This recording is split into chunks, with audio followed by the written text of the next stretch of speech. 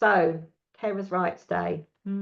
I think as a network, we appreciate there has to be campaigns on specific things around specific carers' rights, but I think the importance for us is that carers' rights should always be acknowledged year round. Do you think?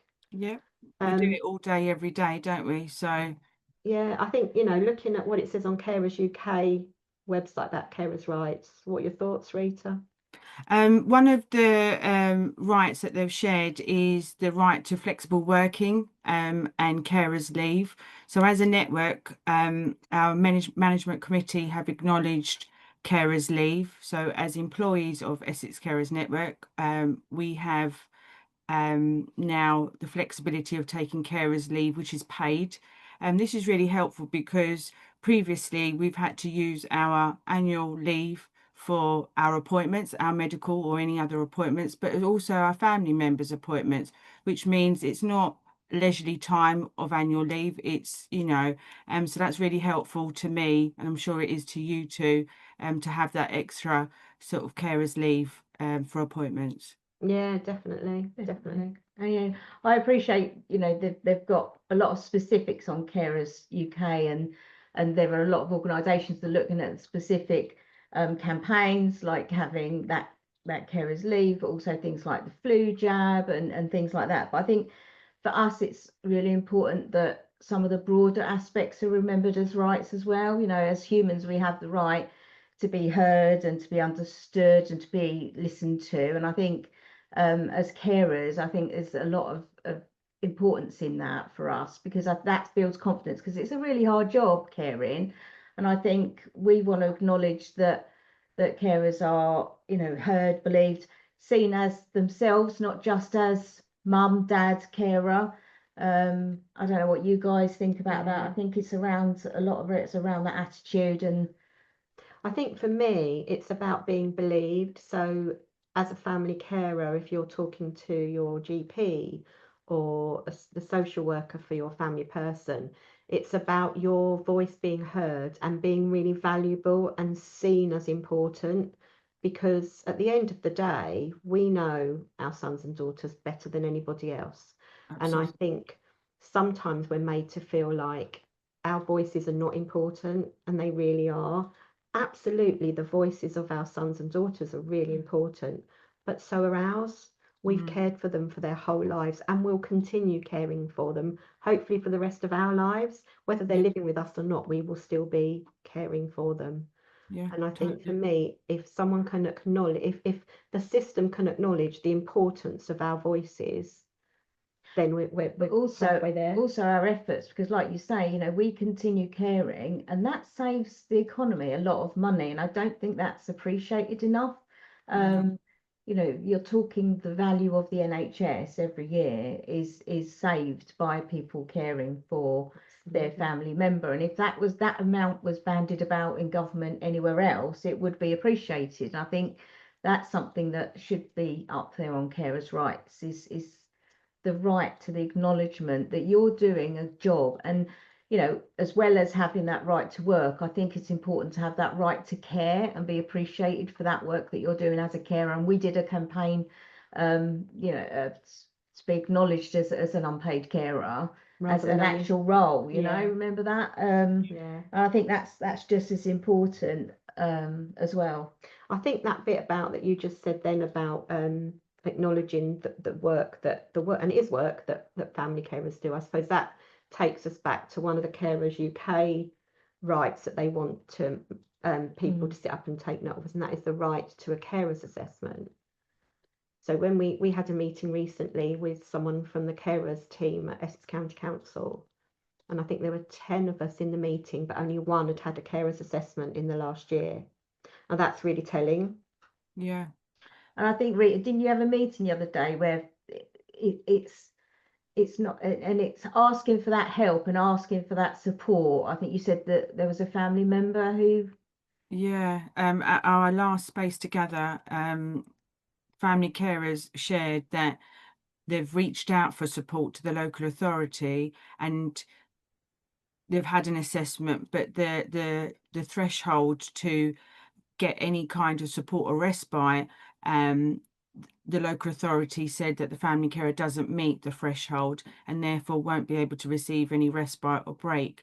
Again, that's highlighting, which we hear all year round, that our family carers are exhausted, burnt out, and some of our family carers have got the confidence to put themselves forward to the local authority for support, but they get turned down. So is that, what's the point of even going to the local authority when I've wasted all this time to try and do the assessment to not get any support when I really need it? You know, they then worry about what's going to happen to my family member because I'm exhausted. I can't care for them. I'm getting older.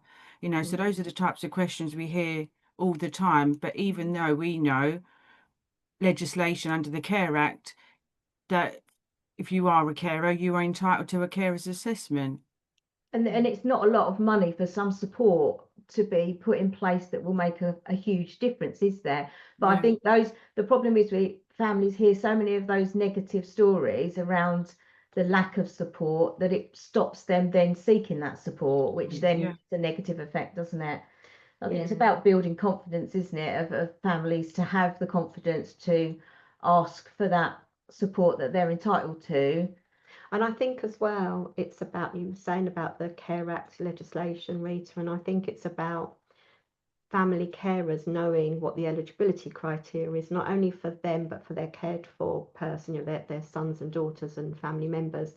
But I think the Care Act eligibility criteria is the same for family carers. And I think we often forget that because we're so tied up in getting the support right for our family member that we don't think about what our rights are under the Care Act. And we did some stuff about that a couple of years ago, so we can put that out again to our families so they know the kind of things they could be asking for, because it's sometimes it's the way you ask for stuff or the way you explain how things are difficult. So, you know, one of the Care Act eligibility criteria for a family carer is keeping a habitable home. Well, actually, how do you talk about that in such a way that potentially gives you some support that would help make that easier? Yeah. And also a lot of families, and I didn't know before I worked for Essex Carers Network, that even if the person that you're supporting doesn't actually qualify for support, that does not stop you accessing carers assessment. So a lot of families assume that they can't get one because the person they're supporting has their eligible needs met. But actually you can also apply for an assessment yourself without having to, without them. Yeah, and for that, for either for somebody who hasn't been offered a carer's assessment and should have done, or their person doesn't get support, you can go through the front door of social care, which we can share later when we can We've share got that lots of with information on our website There's lots. that families can get in touch with, or we've got our callback service. So if they would like a conversation. I think it's that thing, we're better together. So I think for me it's about families signing up and joining our network, because you know that's what we try to do. We try to make sure that families do understand what their rights are and how to get them met. And also letting us know, letting us know how things are, because sometimes even writing it down, I know that, writing it down, I don't know if people do diaries and things like that, but writing something down and getting it off your chest, it doesn't go further than us unless you want it to. So if you want to send us an email about something that's really bugging you at the moment, then do so, because, it helps us, to have that narrative around, that we would use anonymously, obviously, but that narrative around the issues that are facing carers at the moment, especially in that learning disability sort of field. But also, it allows us to share that with, the councils and things. But yeah, I mean, if you want specifics as well, we can support and guide you through where to go to get some help. But and I suppose my last thought on this is sometimes we have to make time for ourselves and our needs and our rights, and it's something that our families are not good at doing, because we always think about what's important for our family member to have a good life, but actually we deserve a good life as well. Doesn't it, really? And if we're burnt out, then we're not going to we're not be able to so care for I a think all family three of member. us can say at some point we've been burnt out and we've Oh, come through yes. it with, you know, support from others. And I think that is that support from others quite often. It's really hard to come out of burnout on your own. So I think it's that sharing, definitely. So yeah, I think we've talked enough now. What's our message out to people is get in touch. Yeah. If you're not sure what your rights are or you don't know, just get in touch with us. All our details will be in this post. Thank Thanks for you. listening to our ramblings. Our little chat. Have a lovely day.